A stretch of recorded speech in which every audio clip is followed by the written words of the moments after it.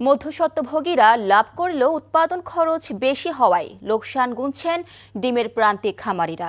এমন বাস্তবতায় খামার বন্ধ করে দিতে বাধ্য হচ্ছে দেশের হাজারো খামারি। খাত সংশ্লিষ্টদের দাবি, ডিমের দামের এমন নৈরাজ্যের পেছনে দায়ী সংঘবদ্ধ সিন্ডিকেট।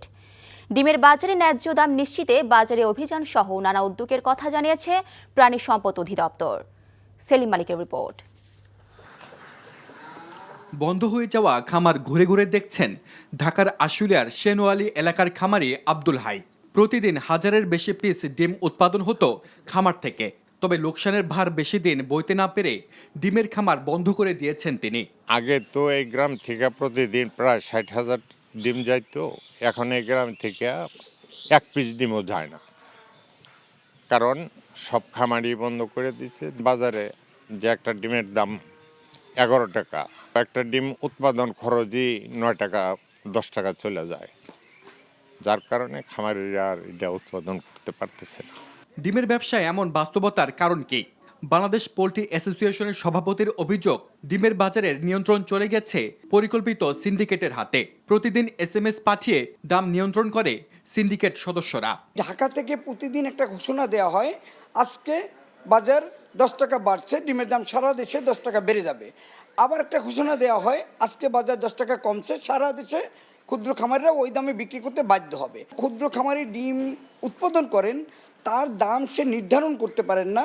সে যার কাছে ডিম বিক্রি করবেন অথবা সে ঢাকা থেকে দাম নির্ধারণ করবে, সেই দামের উপরে নির্ভর করে তার বিক্রি করতে হয়।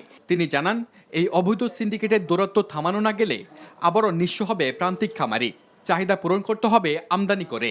উৎপাদক ন্যায্য দাম পেলেই ভোক্তা ন্যায্য দামে খেতে পারবে, বাজারে স্বস্তি থাকবে। কিন্তু বাজারের সিন্ডিকেট যতদিন না ভাঙবে ততদিন হয়তো ডিমের দাম তলানিতে চলে যাবে, আবার হয়তো বা ডিমের দাম উপরে উঠে যাবে। এর একটা অজুহাত থাকবে, যখন দাম বাড়বে তখন এখন উৎপাদন সংকট, আমদানি করতে হবে। ডিম উৎপাদন করে খামারিরা লোকসান গুনলেও লস নেই মধ্যস্বত্বভোগী বিক্রেতাদের।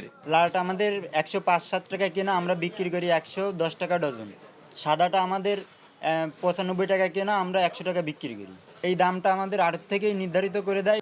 ডিমের বাজারে অবৈধ সিন্ডিকেট ভাঙতে বাজার নজরদারির পাশাপাশি চলমান অভিযান জোরদার করার আশ্বাস দিয়েছে প্রাণী সম্পদ অধিদপ্তর।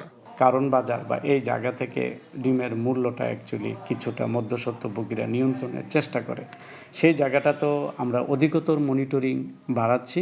দেশের ডিমের চাহিদা প্রায় 6 কোটি পিস, যার পুরোটাই পূরণ করা হয় দেশীয় উৎস থেকে।